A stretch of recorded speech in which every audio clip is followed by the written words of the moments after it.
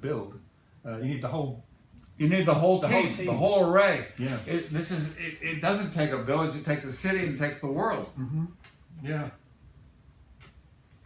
So, he did it under lock and key, under wraps, Brunelleschi. did he? Yeah, because he lost a competition earlier to do the doors of the Duomo to Ghiberti, and he realized that he needed to keep this thing very quiet because everybody would steal it. So he had to sort of like put it on top secret security on it. Well, we'll think about that one.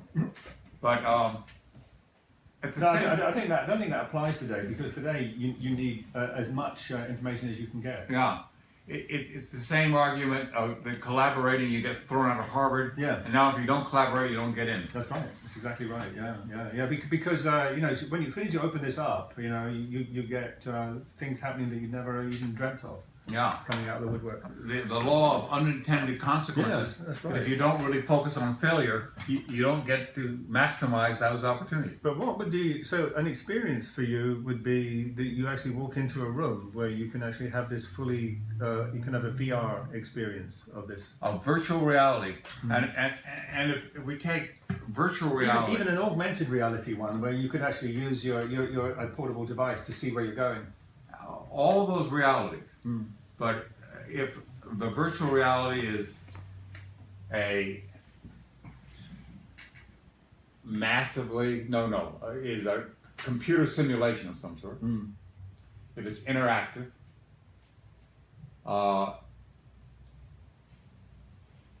if it's multi-user and three-dimensional, or if it's what is it? The MMORPG, the massively multiplayer online role-playing games. Right. Yeah. And we know that in the next year, Facebook and Google and Apple are all coming out with augmented three-dimensional technologies. And they're playing right into our hands. Yeah. With the Pokemon thing. Yeah. Well, I once saw a project that John Friedman, who works down here at Emerson College, and he's completely all about augmented reality. He was showing me a project that they did in Venice during the Venice Biennale. It was in the empty St. Mark's Square. They created a sculpture virtually that was all to do with wastewater and the hazards of wastewater, which is resident in St. Mark's Square when I was there in 1956.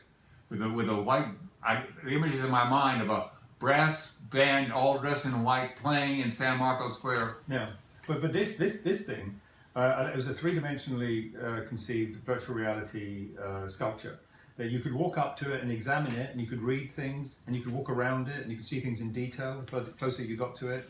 So you could experience the entire thing as though it was like a real artifact, and you could walk through it. But as long as you kept, your eye on your phone. Yeah. Let me. So you could create your brain, a virtual brain that anybody could visit anywhere in the world at any time. Yeah. Hugh, you got it. What I did with this, and I've been working during the winter quarter on the framework requirements, and it was a presentation of those framework requirements. That was the 70-minute video that you watched. What I came up with was that the digital framework was like the database learning system that I was building for Sharing AG in Berlin, to put all of knowledge in a digital database. Okay. And that you could get different user views, and you could slice it and dice it and repurpose it and etc. Okay. Yeah. The difference, I was coming up that mountain from the conceptual framework of the spherical brain, the structural framework of the black box, the functional framework of the white box, the networkable framework of this Rubik's Cube, the internet connectable framework of the 8 5x5 Rubik's, to the digital framework, and then the next step up based on research I found at Harvard, at medical school and MGH, was that I just decided that the brain was not only like a cube, but it was like it had roads and streets, Right. and elevators, like Emil was talking about the other night. Okay. And that that the organization of the brain, and therefore, by definition, the mind, Mm-hmm. as at least a reflection of the brain, like music is to Edison's phonograph. Mm-hmm. The mind was going to be like city streets. And I looked around in Cambridge for Mass Avenue and River Street. Mm-hmm. And I decided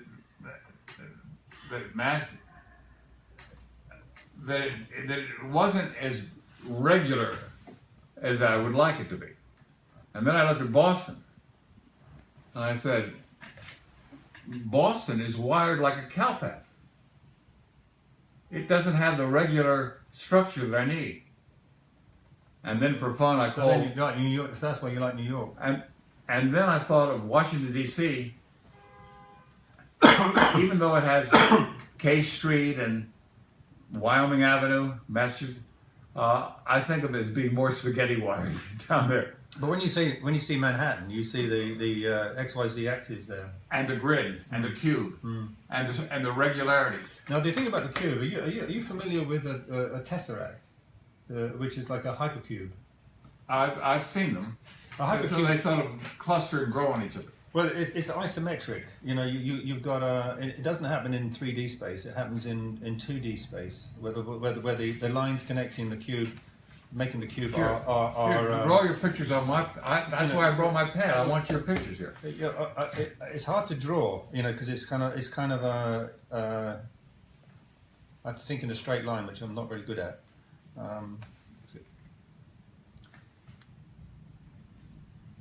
Okay, so an isometric cube is like that.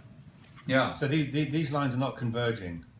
Yeah. In linear perspective, they're orthographic. Orthographic. I understand. Right. So it's 2D, like 2D, and so you can keep constructing cubes that sort of work like that go off each other, and you can see through to the other cube, and so you can keep on making cubes that come off of each other's vertices until you create this very complex structure where it could only happen in n-dimensional space.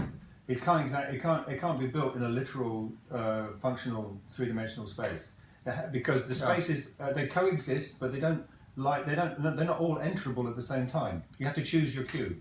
And that way, it doesn't exist. It doesn't take up space. I've decided not to go into those extra dimensions. And while in my broad study, I spent time with Buckminster Fuller and I.A. Richards, and took courses in deductive logic and quantification theory with Willard Van Eller and Quine. Wow.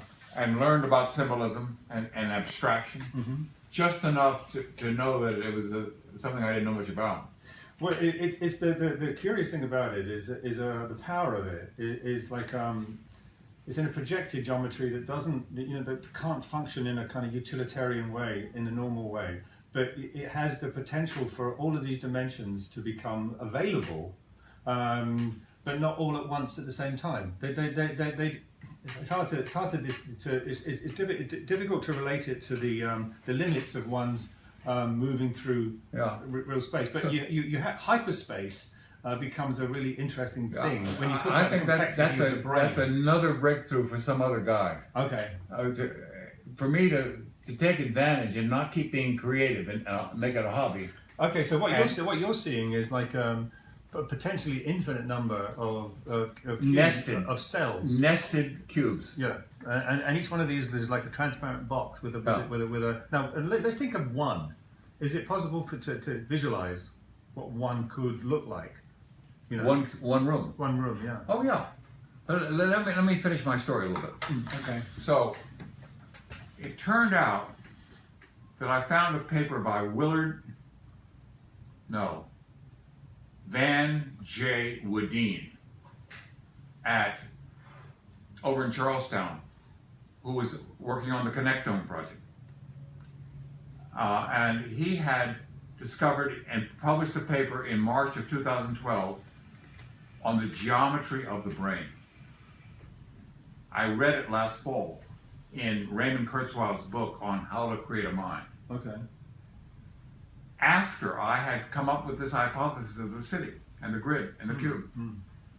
And in it he said, the human brain has a grid structure that is very regular, like the streets of Manhattan. Okay.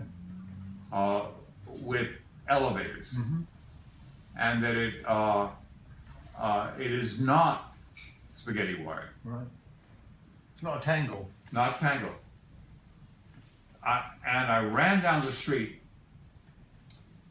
and I saw a woman standing on Spark Street, half a block from where I am.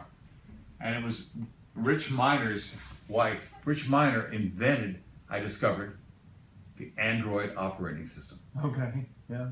And here I was building an operating system for the mind, talking to a guy who had built the operating system for the Android. Right. And that now we've got Elon Musk trying to do a brain-computer interface and got millions of dollars worth of it. I believe we need to have an operating system mind interface that's based on pattern recognition. And I've just described the pattern to you. Yeah. So if we take Google Maps and map 57th and 5th Avenue, and then we take Google Earth and can see the buildings, and then we take various iterations of Google SketchUp that are available right now on the web, and we can wander around and look at Trump Tower, which is in the one of the quadrants, Plaza Hotel, Apple Computer, the Harvard Club. That there can be a morphing between the reality of New York City and the abstraction of what I call the Atkinson Protocol Palace as the framework for the mind. APPP, like the internet is HTTP. My three dimensions are described. The protocol is the creative process, the palace are the rooms, and the platforms are the layers. And like my friend from Harvard,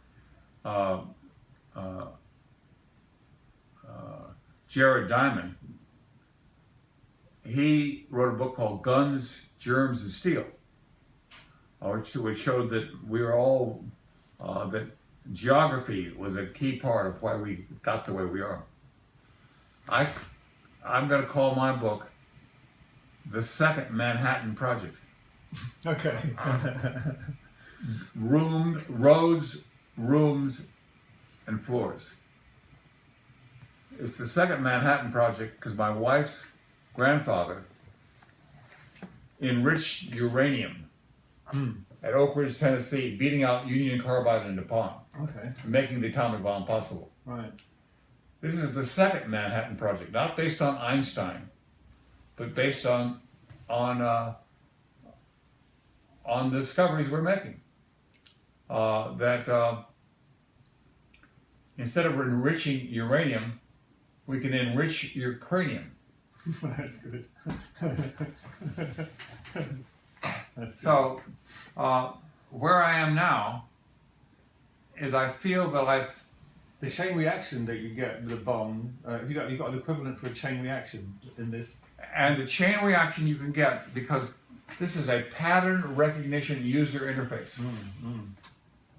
I sold my first company to Xerox. Joe Wilson set up Xerox Park, Palo Alto Research Center. Right. And they used metaphors of the desktop for the drawers, the files, the folders, the windows. Yeah.